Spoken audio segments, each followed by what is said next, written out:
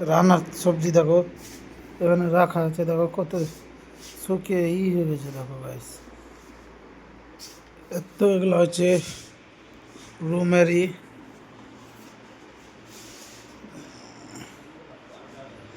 বিস্তার, উপরে পাঙ্খা, 3টা করে ফ্যান দেওয়া আছে, হস্টেলের মতন। দেখো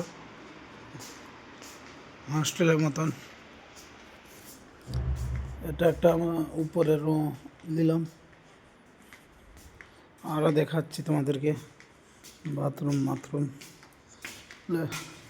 এলা সামান রাখা লকার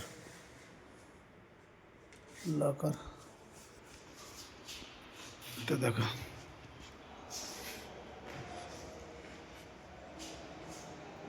তো গাইস আমাদের বাথরুম দেখো।